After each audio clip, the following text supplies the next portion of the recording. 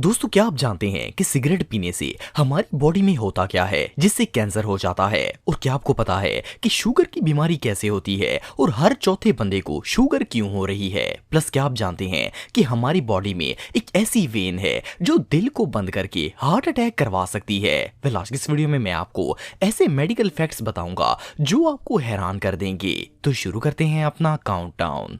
Heart attack. दोस्तों, हमें अपनी रोजमर्रा जिंदगी में अक्सर ये बात सुनने को मिलती है कि फलां बंदा हार्ट अटैक की वजह से मर गया। हार्ट अटैक एक ऐसी बीमारी है जो इंसान की जान लिए बगैर नहीं छोड़ती। ये ना सिर्फ बूढ़ों और मरीजों के लिए जानलेवा है, बल्कि आजकल तो हट्टे कट्टे तंदुरुस्त और जवान लोग भी अक्सर हार्ट अटैक की वजह से मारे जाते हैं। लेकिन क्या आपको पता है कि लोगों को हार्ट अटैक आता किस तरह है और इनके जिस्म में ऐसी कौन सी चीज है जो इस जानलेवा बीमारी का बायस बनती है। वेल, ये बात तो हम सब जानते हैं कि दिल इंसानी जिस्म का सबसे मेन पार्ट है। इसका काम ब्लड और ऑक्सीजन को जिस्म के तमाम हिस्सों तक सप्लाई करना होता है। जैसे जैसे हार्ट पंप करता है, खून हमारे जिस्म की तमाम रगों में सर्कुलेट करता रहता है। असल में हार्ट के अंदर एओर्टा नाम की एक वेन होती है जिसका काम खून को दिल से लेकर पूरे जिस्म की नालियों में सप्लाई करना होता है। इसके अलावा इंसानी दिल के अंदर बहुत सारी टाइनी वेन्स होती हैं जिन्हें कोरोनरी आर्टरीज कहा जाता है। इन आर्टरीज का काम दिल को खून पहुंचाना होता है। इस खून से हार्ट पंप करता है और फिर एओर्टा वेन इसे पूरे जिस्म में सप्लाई कर देती है। अगर आसान अल्फाज में कहा जाए तो कोरोनरी आर्टरीज की वजह से ही हार्ट अपना काम सरंजाम देता है। लेकिन जब कोई बंदा अपनी सेहत का ख्याल नहीं रखता और फैट खाता है तो इन आर्टरीज में एसिड की एक फैटी लेयर बनना स्टार्ट हो जाती है। ये लेयर खून के गुजरने का रास्ता बहुत ही तंग कर देती है और हार्ट को पंप करने में मुश्किल पेश आती है। ऑफ कोर्स, अगर दिल को खून सप्लाई नहीं होगा तो वो पंप कैसे करेगा और खून को आगे कैसे भेजेगा। फिर एक वक्त ऐसा आता है कि इस ब्लॉकेज की वजह से आर्टरीज के अंदर ब्लड सर्कुलेशन बिल्कुल ब्लॉक हो जाती है और इंसान को हार्ट अटैक आ जाता है। वेल, ज्यादातर लोगों को तो लगता है कि हार्ट अटैक अचानक बैठे बैठे आने वाली बीमारी है, लेकिन असल में ये काम हमारी अपनी ही गलतियों की वजह से होता है जो कि जिस्म को अंदर से इफेक्ट करता है और हमें पता ही नहीं चलता कि कब दिल काम करना छोड़ गया।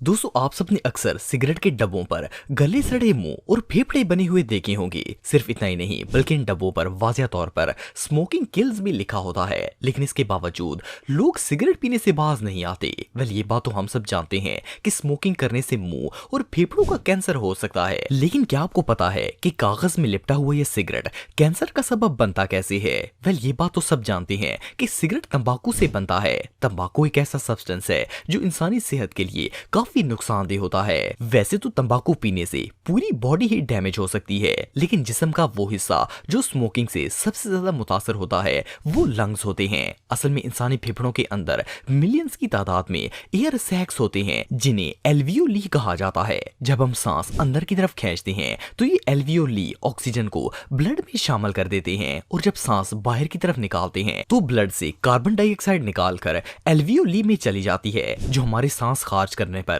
बाहर की तरफ निकल जाती है।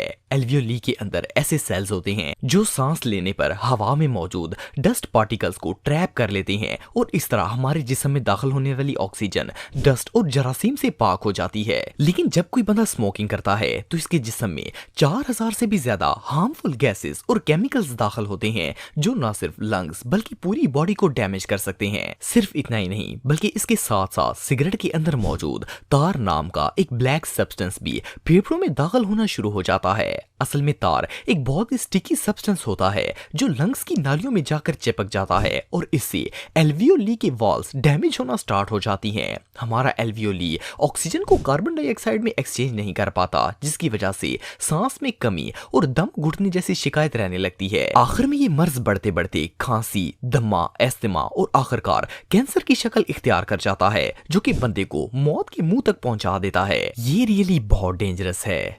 शुगर। दोस्तों, शुगर एक ऐसी बीमारी है जो आजकल बहुत ही कॉमन हो चुकी है। अगर हम अपने इर्द गिर्द देखें तो हर 3 अफराद में से एक को शुगर की बीमारी जरूर होती है। इवन ना सिर्फ बड़े बूढ़े बल्कि जवान भी इस बीमारी का शिकार हो रहे हैं। अक्सर लोग ये सोचते हैं कि डायबिटीज की बीमारी ज्यादा मीठा खाने की वजह से होती है, लेकिन क्या आपको पता है कि शुगर की बीमारी असल में होती कैसे है। वेल, अगर ह्यूमन बॉडी की बात की जाए तो इसमें ग्लूकोज नाम का एक सब्सटेंस पाया जाता है जो कि बॉडी के लिए बहुत ही इंपॉर्टेंट इंपॉर्टेंट होता है। ग्लूकोज हमारे सेल्स को वो एनर्जी प्रोवाइड करता है जिससे हम चलते फिरते और काम वगैरह करते हैं। जब भी हम कोई चीज खाते हैं तो हमारा डाइजेस्टिव सिस्टम इस फूड को ग्लूकोज में तब्दील कर देता है और ये ग्लूकोज हमारे ब्लड में शामिल हो जाता है। बेसिकली ग्लूकोज एक शुगर है, लेकिन ये ऐसी चीनी नहीं है जो हम डेली बेसिस पर यूज करते हैं। इसमें आम चीनी के मुकाबले कम मिठास होती है और इससे हमारे जिस्म को कोई नुकसान भी नहीं पहुंचता। जब हमारा खाना ग्लूकोज में तब्दील हो जाता है